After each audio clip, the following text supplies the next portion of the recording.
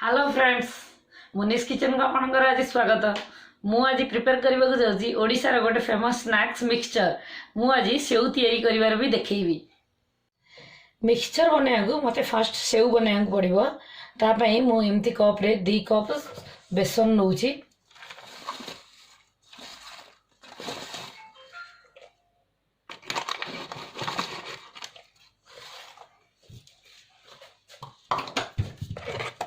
Fast मुझे भलसे चलई देवी।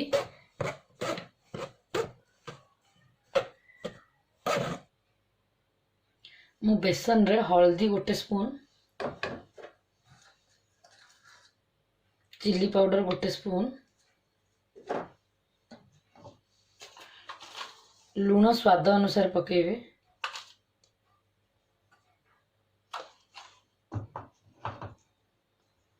एथिरे आ किसी पकेवा दरकार नहीं।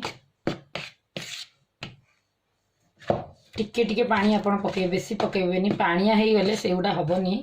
टिके टिके पकेगिरी बहुत काठुआ करिगिरी ही रखिया पड़िबो।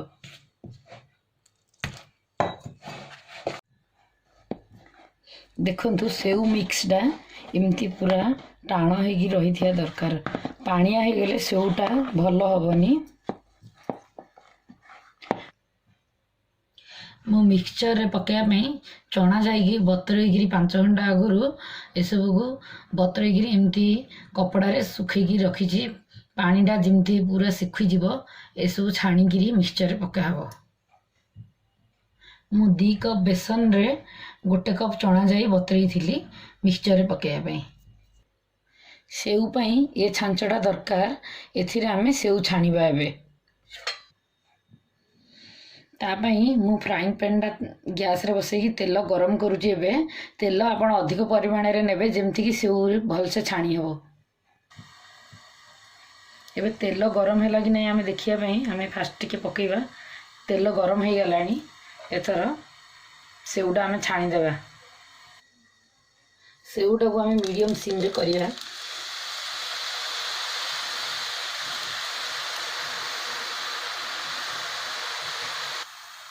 सेउ संगे संगे गरम तेल रे हे जीवो। आपण संगे संगे उल्टे की देखिबे नहले से पोड़ी जीवो पूरा।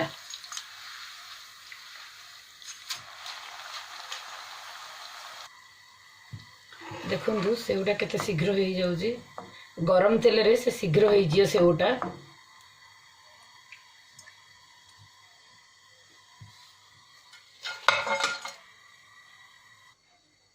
देखंतु एमती करके मु सबू सेउ छाणी देवी। एबे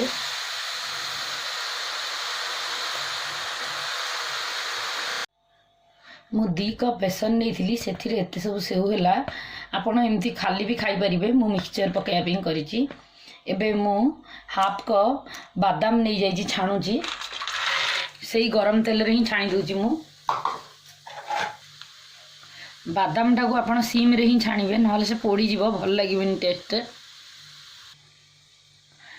चिना बादाम टा आपण स्लो रे ही छाणीबे। पाखापाखि 5 मिनिट भितर मोर हो गलानी।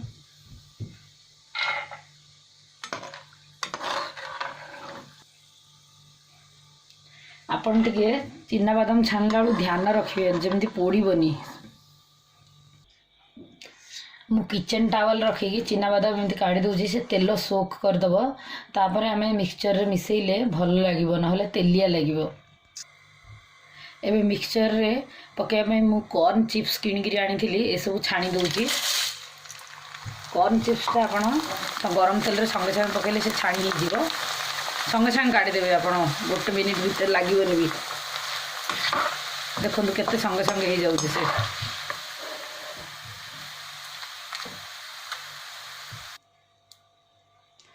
मु सबू जिनस छाणला पर एमती फ्राइंग पैन रे रखिले से तेल लिंगिड़ी जाए। तापर मु किचन टावल को काढ़े कारण नहले तेलिया लागिबो मिक्सचर। मु पोटाटो चिप्स आलू चिप्स गोटे मुठा छाणुची।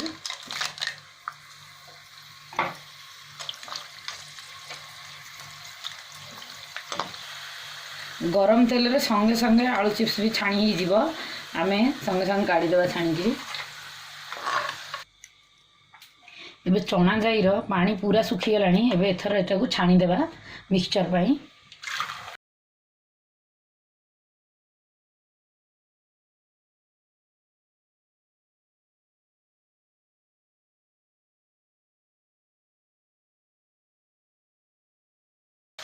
ଚଣା ଜାଇଟାକୁ ଲୋ ମିଡ଼ିୟମ୍ ସିମ୍ରେ ହିଁ ଛାଣିବେ, ନହେଲେ ସେ ଭଲସେ ହେବନି।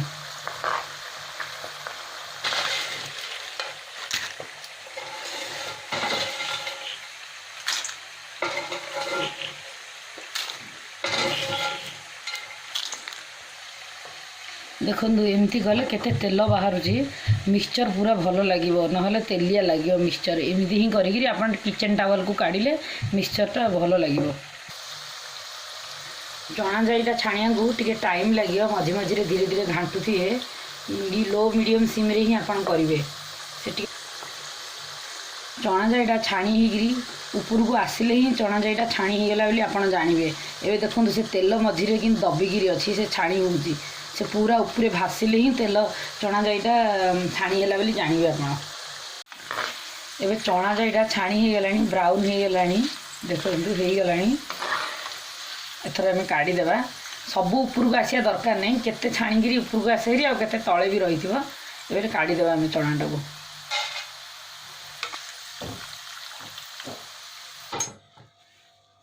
ଚଣାଟା ଦେଖନ୍ତୁ ଛାଣି ହେଇଗଲାଣି, ଆପଣ ଦେଖିକି କାଢ଼ିବେ। ସାଉଣ୍ଡ ବି ହେଉଛି ଏବେ ପକେଇଲେ। ଚୁଡ଼ାଟା ଏବେ ଚୁଡ଼ା ମୁଁ ଛାଣୁଛି, ଗୋଟେ କପ୍ 2 କପ୍ ନେବି। ମୁଁ ଏବେ ଗୋଟେ କପ୍ ପକାଉଛି। ଏଇଟା ତେଲ ବେଶୀ ଗରମ ଥିଲେ ହିଁ ଛାଣିବେ, ନହେଲେ ସେ ନରମ ହେଇଯିବ। ଚୁଡ଼ାଟା ଫୁଲିବନି ଛାଣିଲା ବେଳୁ। ଏବେ ଦେଖନ୍ତୁ କେତେ ସଙ୍ଗେ ସଙ୍ଗେ ଫୁଲିଯିବ। ବେଶୀ ବି ପକାଇବେନି ଆପଣ, ବେଶୀ ପକାଇଲେ ବି ସେ ଫୁଲିବନି। ବହୁତ ତେଲରେ ଅଳ୍ପ ଅଳ୍ପ ପକାଇ ଛାଣିଲେ ସେ ଫୁଲିବ ଭଲସେ। ଦେଖନ୍ତୁ କେତେ ସୁନ୍ଦର ଫୁଲିଲା। କାଢ଼ିଲା ବେଳୁ ଏବେ ସଙ୍ଗେ ସଙ୍ଗେ ସିମ୍ କରି କାଢ଼ିବେ, ନହେଲେ ପୋଡ଼ିଯିବ।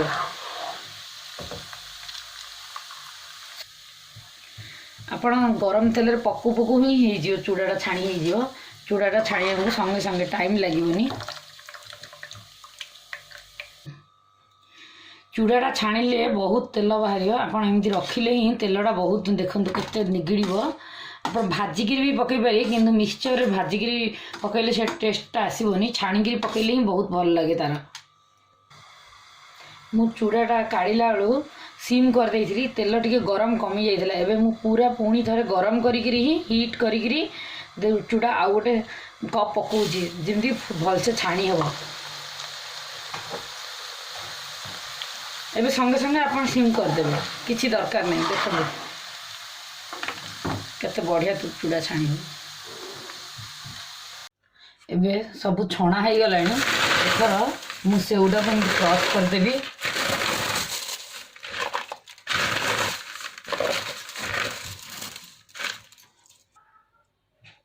ଏଥର ସେଉଟାକୁ ମୁଁ 2 ଭାଗ କରିଦେଲି। ସେ ଛଣା ସବୁ ବି ମୁଁ 2 ଭାଗ କରୁଛି। 2 ପ୍ରକାର ମୁଁ ମିକ୍ସଚର କରି, ଗୋଟାକରେ ରସୁଣ ପକାଇବି, ଆଉ ଗୋଟାକରେ ସାଧା। ମୁଁ ଯେଉଁଦିନ କି ବିନା ରସୁଣ ଦିନ ବି ଖାଇ ହେବ ସେମିତି କରିବି।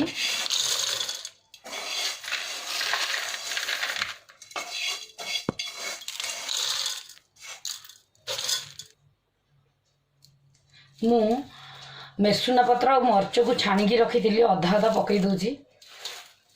ଏଥିରେ ଅଧା ସେଥିରେ ଅଧା ସବୁ ପକାଇ ଦେଉଛି।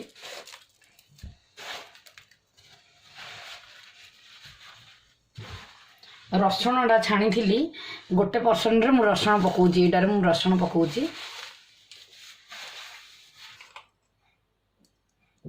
ମିକ୍ସଚରରେ ମୁଁ ବ୍ଲାକ୍ ସଲ୍ଟ ପକାଉଛି, ଆପଣଙ୍କ ସ୍ୱାଦ ଅନୁସାରେ ଆପଣ ପକାଇବେ।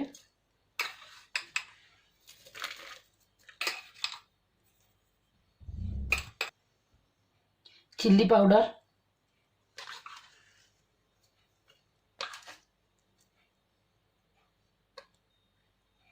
Dry mango powder, amchur powder.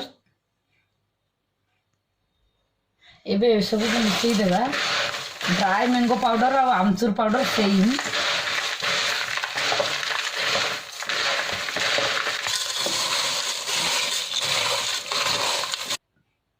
एथर आम यहाँ बॉक्स रे स्टोर करदेवा।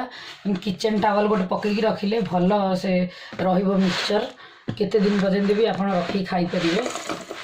एमती स्टोर करदे एयर टाइट कंटेनर रे।